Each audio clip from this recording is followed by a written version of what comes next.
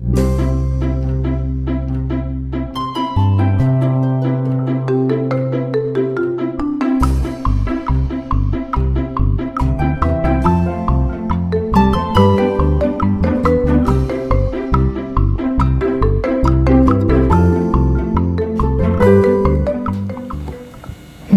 สูงค่า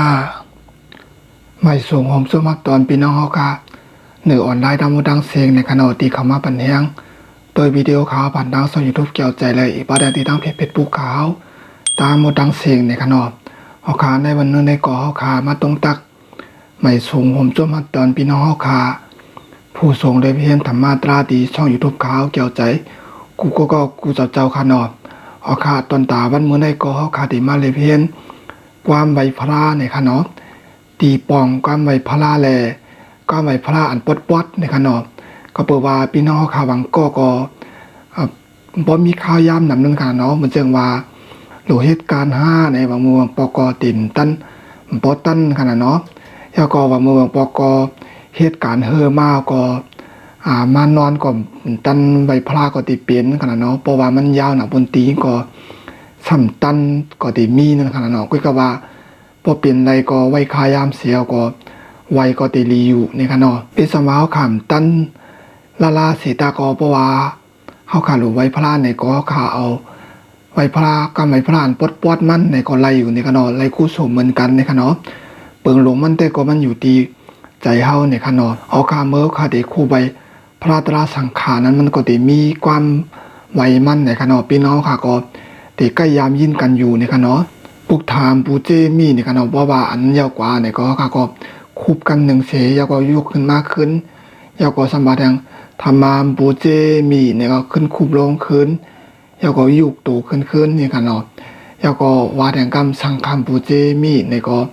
คุบลงขึ้นในพี่น้องค่ะก็ติก็ยามหันก็ยามเฮ็ดกันอยู่ในขณะก็ว่าวั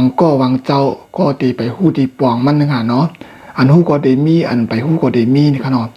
ให้เฮากับบ่ได้ฮู้ตีป่องมันนั่นเฮาค่ะได้มาเลยเพิ่นโดยจอมกันในธรรมตราโหในคลิปวิดีโอโหในจอมกันตีช่อง YouTube ข่าวเกี่ยวใจในขนาดเฮาค่ะตีป่องก็ไม่พลาอันเดียวกับคู่ไว้กับกำนึงก็ปลูกธรรมตามที่พุทธพระเป็นเจ้าค่ะนั่นปูเจมีปูจอไว้สาธิคายาวในขนาดธรรมามปูเจมีก็ธรรมามตามที่ตราต่อเจ้านั่นปูเจมีปูโจไว้ชาติคายาวที่ว่าเจนขนาดสังคามปูเจมีก็สังคามตามที่สังขาเจ้าขานั่นปูเจมีปูโจไว้ชาติคายาวเนี่ยที่ว่าเจนขนาดอันนี้เป็นตีป่องความหมายเฮาขาเมื่อขาคู่ไว้พระตราสังขารเนี่ยกันเนาะขาขึ้นการเนื้อวัดว่าอยู่ที่พอที่เฮือนเฮาขาเสียมาป้อขาไว้พระก็เฮาขาได้ไว้เข้มๆนี่กันเนาะ1ก็เฮาขาได้ไว้ใจจึงจังหมดใช้ในกันเนาะอย่าไปไว้ใจชุกซากอย่าไปวนอย่างน้ำนั่นขนาดเนาะเอาใจเอาขาจับตีพระตราสังขารก็ไว้ในขนาดคู่ใบกำหนึ่งก็ผู้ดำปูเจมีในขนาดคู่ใบกำสองก็ธรรมปูเจมีในขนาดทางกำสามก็สังคำปูเจมีที่ว่าเจนกันเนาะเอาค่ะอันพี่น้องค่ะหันไว้อยู่ที่หน้าจอขาวในก็ที่เป็นก้อนไว้พระอันปดมันในขนาดง่ายๆกล้วยในขนาดเพราะว่าค่ะคู่ใบพระตราสังขารยาว3กำก็ค่ะก็ลดนะโมตัสสะภะคะวะโตอะระหะโตสัมมาสัมพุทธัสสะนะโมตัสสะภะคะวะโตอะระหะโตสัมมาสัมพุทธัสสะนะโมตัสสะภะคะวะโตอะระหะโตสัมมาสัมพุทธัสสะเนี่ยปวารว่า3กำยาวก็เฮาก็จากเพกุสูตรในขนาดเนาะอันนี้ก็ที่เป็นกำไว้พรานปดบอนมันในขนาดนะโมตัสสะในก็ที่มีปาในกำคำศีลก็มีปาอยู่ในขนาดยินโจมพี่น้องค่ะก็ในขนาดที่เข้ามาปั่นแห้งไว้ขยามเสียวก็มาตัวคลิปวิดีโอข่าวมากดไลค์กดแชร์มาขนาดติ๊กแชร์ติ๊กปั่นแห้งเจอแล้วก็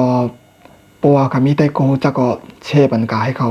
ปัวอะไรหู้อะไรหันจอมในยินจอมจานไปหมอก็ไม่พลาดก็ให้เขาป้อมหมอกว่าในขนาดเนาะ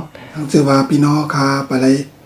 กดติดตามในก็กดติดตามปั่นแห้งใส่ข่าวอีกหนึ่งในขนาดยาวก็อย่าไปลืมติ๊กปลาหิ่งในขนาดเพราะว่าพี่น้องค่ะเด็กติดตามยาก็พอเด็กปลาหิงในก็